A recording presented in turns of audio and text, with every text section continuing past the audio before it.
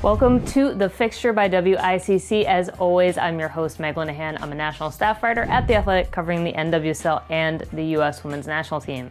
Barcelona are champions of Europe.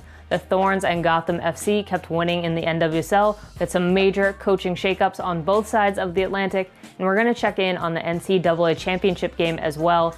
Another huge week in women's soccer, which also, of course, included the announcement on Wednesday of the Women's International Champions Cup, featuring the Thorns, Houston Dash, Barcelona, and Lyon this August.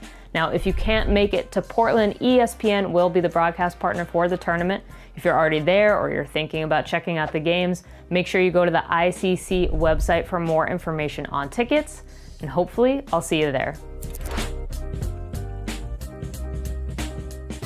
So let's start with Barcelona, who put on an absolute masterclass on Sunday in the Champions League final against Chelsea. We knew that we were getting first-time champs either way, but Barcelona is now the first club to win Champions League on both the men's and the women's side. It took less than a minute for Barcelona to take the lead via a Chelsea own goal, though fundamentally it came thanks to Barcelona's offensive pressure right from the jump. While there might have been some momentum shifts in Chelsea's direction, Pernille Harder not finishing a couple of chances, this game really was just all Barcelona all of the time. And by the 12th minute, Melanie Leupolz cut across the front of Jenny Hermoso, catching her at the last moment, and a penalty was awarded. Was it a penalty? That's been some debate, but Alexia Putellas stepped to the spot and made it 2. Now, if the first 2 goals felt a bit weird, Barcelona's next 2 were just absolutely beautiful and erased any doubts about who deserved to win this game or not, or about momentum, right? They absolutely sliced through Chelsea's backline on every single possession in the final third. Alexia Putellas played provider on Barcelona's third, finished off by Aitana Bonmati, and then before the halftime whistle, Lika Martens came up with a huge run, then found Caroline Graham-Hansen on the cutback for goal number 4. Listen, Barcelona, I have to say, won the kit battle too. Sorry, Chelsea, but I am pretty sure those new blue jerseys are now cursed. They did look considerably better in the second half, but that 4-goal deficit was just too great for the Blues to climb, and many of Barcelona's players had their own experience being on the wrong side of this sort of scoreline when they fell to Lyon in the 2019 Champions League final by a final score of 4-1. But 2 years later, triumph. So the Portland Thorns only had a week off since the Challenge Cup final, but even with the celebration last weekend, they came out roaring in their home opener of the NWSL regular season. In a strange fashion, the Thorns actually echoed the Champions League final that had happened earlier on Sunday, down to starting things off with an own goal and a penalty, but this time they found one more in the second half against the Chicago Red Stars. Sophia Smith forced the own goal and then scored a brace in the first half. We'll count it as a hat trick, right? One concerning note from this game, Julie Ertz had to come out of the match after contact, and she was unable to put much weight on her right leg. An MRI is expected. The only other team to get a win on opening weekend, Gotham FC, thanks to Midge Purce's fantastic finish against the Houston Dash on Saturday evening at Red Bull Arena. The celebration kept going after the match too, as Gotham celebrated Carly Lloyd's 300 caps with the national team. Made sure they helped her out with a quick ice bath on the field, just as a little celebration. Never hurts anyone, right?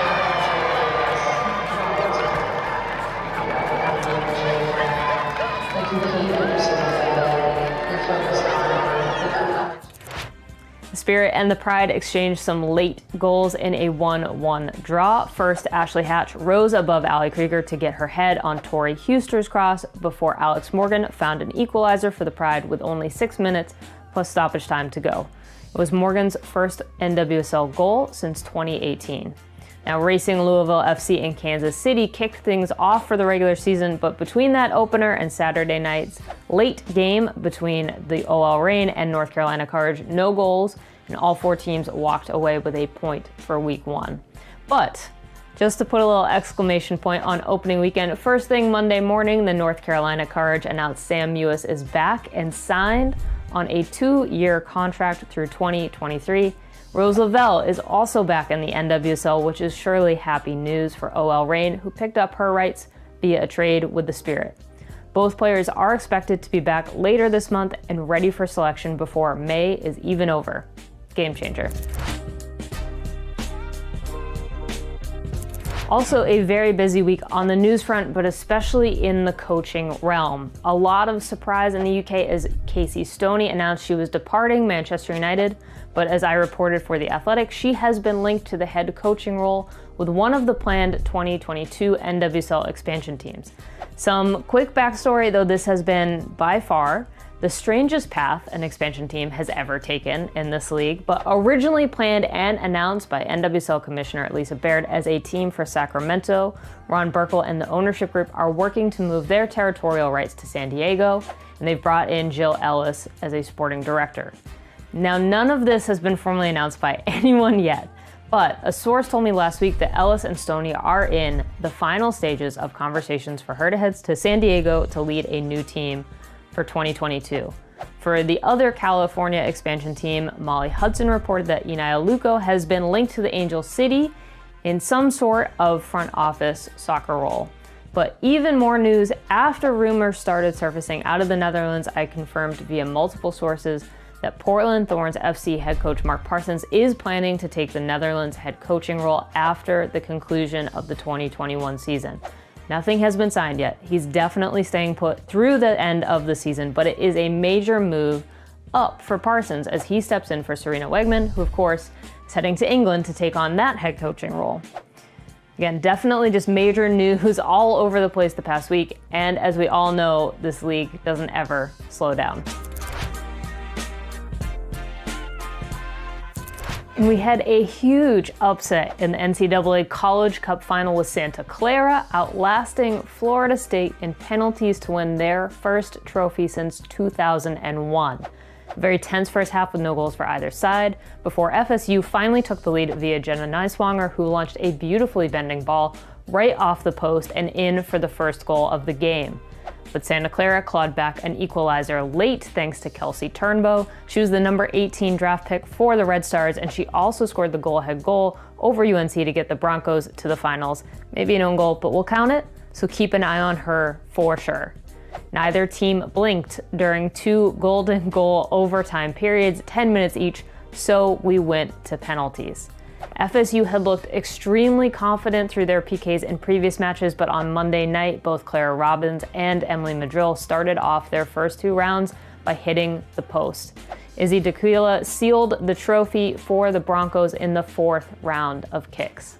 Also super fun, the alumni section for Santa Clara. Total support, just stacked with women's soccer talent. Brandy Chastain, players from the 2001 championship team like Allie Wagner, Daniel Slayton, Leslie Osborne. They look stressed at times, rowdy as hell at other times, but in the end, they definitely all left that match very, very happy. Congrats to the Broncos for the upset. Thank you for joining me here on The Fixture. As always, make sure you head up the International Champions Cup website for all things 2021 WICC tournament. If you missed yesterday's announcement, Melissa Ortiz and I had hosting duties, so scroll on down this feed to make sure you watch. As always, make sure you don't miss a single thing by following at ICC Women on Twitter and Instagram for all the latest. You can like International Champions Cup on Facebook. You can find me at It's Meg Linehan. Thanks for watching.